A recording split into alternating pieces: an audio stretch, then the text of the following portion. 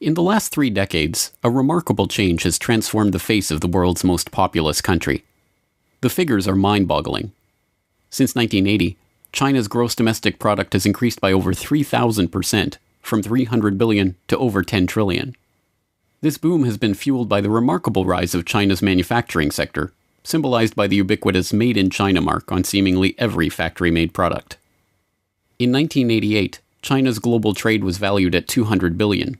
Today, it is worth over 4 trillion. This has led to a now familiar narrative. From a primarily poor and agrarian country, China is now increasingly urban, with a burgeoning middle class enabled by the Chinese Communist Party's relaxation of rules on private capital. This, we are told repeatedly, has led to more people being lifted out of poverty than ever before in the history of the world. China is honoring former leader Deng Xiaoping for engineering the country's rapid economic growth. Chen Wei-xiao is from Deng's home province of Sichuan. He says Deng's economic reforms made life better for ordinary Chinese. We're eating well and we have nice clothes to wear. It's a well-off society. Everything is good. I'm very happy. Chen was a tourist in the southern city Shenzhen. The city was China's first special economic zone, which offered preferential treatment for foreign investors and exporters wanting to cash in on the country's cheap labor. Thing that they've done over the past 3 decades is lifting hundreds of millions of people out of poverty, and I think that's a good achievement. In the past 10 years, there's been more attempt to secure the interests of disadvantaged people and of relatively poor people in the countryside. As compelling as this narrative is, it does not tell the whole story. While no one can deny that the country as a whole is significantly wealthier than it was 3 decades ago, the masses of poor itinerant workers remain largely impoverished, dividing their lives between long hours in sweatshop-like factories and restless nights in squalid, overcrowded company dormitories. For the time being, China's most significant contribution to the global economy remains cheap, reliable labor. Anyone who's ever worked an assembly line can tell you about the pressure and the boredom and the fatigue. Conditions in the factories have often been harsh. Poor safety, illegally long working hours, cramped accommodation, few breaks and little leave. An undercover investigation into the world's largest electronics company, Samsung, by the human rights organization China Labour Watch, has revealed that abuse of workers is rife in factories either owned by Samsung or in those that make parts for Samsung products. 8 factories were investigated, including 6 directly operated by Samsung and 2 supplier plants by spies posing as workers or interviewing workers. They found forced and excessive child labor, excessive overtime, exhausting working conditions, and widespread verbal and physical abuse. This story, the story of the brutal conditions that make the world's cheap plastic products possible, and the desperation of the workers who make them, has threatened to burst through the bubble of first world ignorance before. In 2012, the issue of the suicide problem at electronics manufacturer Foxconn, with over 1 million employees across China and 400,000 in Shenzhen alone, became headline news when it was brought to the public's attention by Mike Daisey and his one-man show, The Agony and the Ecstasy of Steve Jobs, which detailed his experience traveling to Shenzhen with an interpreter and interviewing the company's workers. In my first 2 hours of my first day at that gate, I met workers who were 14 years old. I met workers who were 13 years old. I met workers who were 12. Do you really think Apple doesn't know? When Daisy's story was eventually found to contain errors and fabrications, the issue of Foxconn's treatment of its workers disappeared from the news cycle. But the reality underlying that story, a reality of long hours and poor pay and suicide nets, disappeared with it. The suicide nets went up in the spring of 2010 when 9 Foxconn workers jumped to their deaths in the span of 3 months. A total of 18 employees took their own lives or tried to in recent years. Some striking news. An employee of Foxconn Technology Group attempted to kill himself by cutting his veins Thursday in South China's Shenzhen City. he survived after medical treatment, while the suicide attempt came after 12 Foxconn employees had tried to end their lives, and 10 had succeeded by falling from buildings so far this year. A tragic state of affairs, and in response, Foxconn has taken action to ensure the mental health of their employees by making them sign a pledge vowing not to kill themselves. Done and done. While the average worker building electronics in the U.S. today makes over $23 an hour and works 41 hours a week, most of the people at Foxconn earn just over $2 an hour and strive for a 60-hour work week. Shifts have overtime built in, so workers regularly do more than 60 hours a week, more than Apple's guidelines. So if the workers at the bottom of China's economic miracle have seen very little of the benefits of that miracle, the question is, who has? The answer, perhaps unsurprisingly, is that a small group of families, all related to a small cadre of politicians and bureaucrats surrounding Chinese leader Deng Xiaoping during the country's transition out of Maoism in the 1970s, have reaped the lion's share of this new wealth. And they did so by cutting a deal with the corporate, financial, and banking elite of America, who were searching for a way to move the US manufacturing base offshore. In order to understand this part of the story, we must first understand the history of China to know that this is not the first time the country was colonized to serve wealthy foreign interests. In the 18th century, Europeans developed a taste for various Chinese goods, including silk, tea, and porcelain. The trade for these goods was largely one way. China was not so interested in European goods. As a result, more and more of Europe's silver bullion found its way into China and stayed there. To correct this trade imbalance, the British East India Company hit upon a Machiavellian solution. It used intermediaries in Turkey and India to smuggle opium into China, where opium dens became commonplace and the effects of opium addiction ravaged the Chinese countryside. By 1838, as many as 12 million addicts populated the opium dens, many idle and unemployed, some selling their family into slavery to afford their habit. When Chinese Special Imperial Commissioner Lin Zexu was dispatched to Canton, now modern-day Guangzhou, to stop the opium trade, the British responded by sending warships and expeditionary forces to wreak havoc on Chinese ports and coastal cities. This, the First Opium War, led to a decisive British victory and the Treaty of Nanjing, which ceded Hong Kong to the British, as well as forcing open 5 major port cities to British trade, including Guangzhou, Xiamen, Fuzhou, Ningbo, and Shanghai. This began an era that Chinese nationalists later called the Century of Humiliation. The Qing dynasty had itself been humiliated, and unequal treaties like the Treaty of Nanjing undermined traditional Chinese trade restrictions, foreign relations, and even the country's legal system. China had become yet another outpost of the British Empire, still autonomous, but as integral to Britain's trade interests as any of its colonies. With the Communist Revolution of 1949, China once again retreated into its Middle Kingdom status, severing its diplomatic and economic ties to Britain, the United States, and the other Western powers that had long held such power over it. As Professor Michel Chossudovsky of the Center for Research on Globalization explains, however, those ties were to be formed once again, less than 3 decades later. So 1972 is a landmark date. 1976 is the major landmark date for the transition. Xu Enlai dies in early 76. He was very much a go-between the two factions within the Communist Party, the left and the right, the capitalist roaders and so on. And then Mao Zedong passes in September. And immediately after the death of Mao Zedong, there is a regime change where the so-called Gang of Four, but they were depicted as the Gang of Four, the 4 major leaders of the within the state apparatus, were in effect displaced and arrested and demonized. And in fact, these were supporters of Mao Zedong. This coup could not have taken place while Mao Zedong was still alive. And the Western media celebrated, pretty much reverberated the position of the the Communist Party, the Chinese Communist Party. And then there was a period of transition with a new leader, Hua Guofen, which lasted approximately, about a year to 2 years. And Deng Xiaoping made his comeback in 77, 78.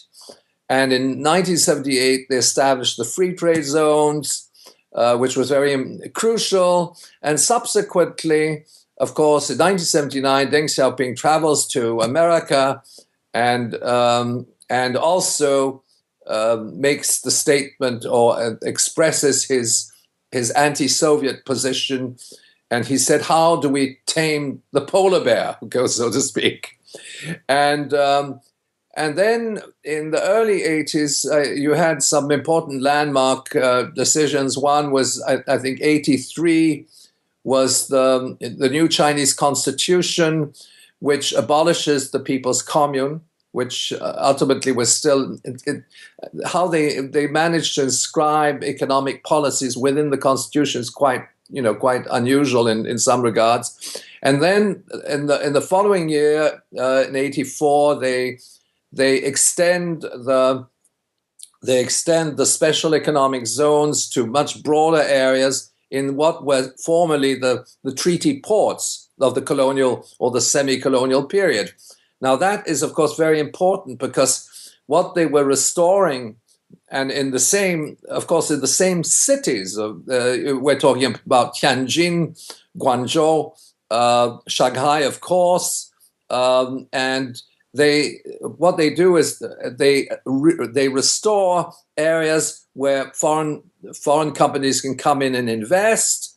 It's much more directed towards broader industrialization, technology. It's not limited simply to assembly line type of operations. But that was, of course, very crucial. Now, I should make a flashback to the 19th century, because in the wake of the Opium Wars, which started in 1839, without getting into the complexities of this war, there was a treaty, and there were subsequent treaties. The Treaty of Nanjing is 1842, which opens up China to Western merchants and investment and so on, including and then subsequently railways, public infrastructure and so on, and puts China's trade under the control of the colonizers, in particular Britain, and controlled the customs. Now, that particular structure was used as a model to restore the relationship to foreign capital in the wake of let's say, in the wake of Mao's death, what we might describe as the post-Mao era. And they use, in fact, the same terms, the open door policy. Now, the open door policy is an American concept, which was part of a treaty. It's the Treaty of Wanxia, which was signed shortly after the Treaty of Nanjing. And so there they reinstate the structures of trade which prevailed prior to 1949. The ringleaders of this transition are known in China as the Eight Immortals, Communist Party members who rose to prominence after the death of Mao Zedong in 1976, and centering on Deng Xiaoping, who survived a party purge during Mao's reign and took over leadership of the country in 1978. These 8 figures oversaw the opening up of the Chinese economy to Western financial and business interests, including a June 1980 meeting of Rong Yiren, chairman of then newly established state investment firm CITIC, and David Rockefeller in Chase Manhattan's Wall Street headquarters. The meeting, attended by the chief executives of nearly 300 corporations, charted a course for economic and technical cooperation between the economies of China and the US. In the following years, scores of Fortune 500 companies established headquarters in Beijing's new Central Business District, and foreign direct investment in China increased from almost nothing at the time of the transition in the late 1970s to $128 billion last year, making the country now the top destination for foreign direct investment in the world. As a result, The descendants of the 8 immortals now enjoy immense personal wealth and largely maintain the role of stewards of the Chinese economy. A 2012 Bloomberg special investigation examined 103 descendants and spouses of these immortals, finding that the families have diversified from control of state-run conglomerates into real estate development, private equity, and technology. 26 of those descendants, known as the princelings, ran important state-owned companies or held top positions in them, with 3 of the most important heading or running companies with access to $1.6 trillion in capital.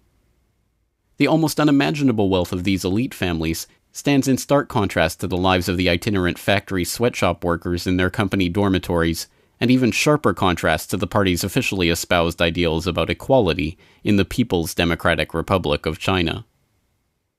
The contrast between this ruling class and the average Chinese worker is not lost on the Chinese themselves. Although the 8 immortals are still revered as founders of the modern nation, there is growing resentment of the extremely wealthy princelings and their command over the lion's share of the economy. There is also a growing nationalist sentiment that are eager to see the country assert itself on the international stage, in defiance of the American paymasters who made the transition possible. Professor Michel Chossudovsky notes this tension within the Chinese leadership's own ranks. China is, in some regards, an industrial colony. I use that quote unquote, but at the same time, it is an upcoming power on the global stage. And I should mention that emerged also in the wake of the Cold War, where China's alignments particularly vis-a-vis the Russian Federation, had changed dramatically to what they were in the during the Cold War era, and in the late 90s, particularly in the wake of the death of Deng Xiaoping and the demise of and the change of government in the Russian Federation. In other words, when Vladimir Putin became president, there we have a consolidation of an alliance between the Russian Federation and the People's Republic of China, the development of the Shanghai Cooperation Agreement, and so on and so forth. And another very important dimension in the late 90s, ironically, just after Deng Xiaoping passed, there's an increased confrontation in the Taiwan Straits. Of course, there was always confrontation in the Taiwan Straits, but then it was at that point that China developed its military cooperation agreements with Russia, and started to build up a naval facilities in the South China Sea to counteract U.S. threats, and then, of course, we had a very major shift in geopolitical relations. I would say as of the late 90s, early 2000, early 21st century, which is increasingly towards confrontation between China and the United States. But I should qualify that, because when you go to China, you have a very pro-American intelligentsia, the peoples in the universities and so on. The School of Journalism of Tsinghua University is supported by Bloomberg. People at the Academy of Social Sciences are very much tied into Western values and so on and so forth. So that, in fact, I would say the leadership is very much divided. America is very visible. Western capital is very visible throughout China, but at the same time, it's more at the geopolitical level that there's confrontation. And I think that the Chinese say, well, we're a capitalist economy in our own right. We're not going to be a subordinate colony of the West. But if you look at the actual mechanics of foreign trade, they still are, because they're producing commodities for the world market, and they are sort of feeding the non-productive structures of Western capitalism. The growing tensions in the South China Sea and the Asia-Pacific generally are real. They are palpable, and they are impossible to miss.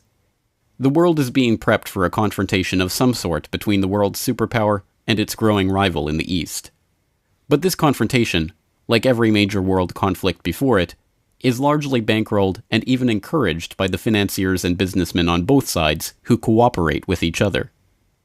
For the time being, China continues its role as America's neocolonial outpost, a manufacturer of the cheap products that the US increasingly relies on, and a willing recipient of the US Federal Reserve notes and treasuries that represent the paper promises of the current world economic order.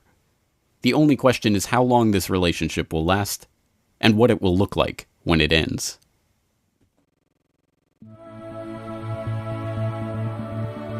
For more on this story, and other breaking news and current events, please go to globalresearch.ca. For more research and analysis by James Corbett, please go to corbettreport.com.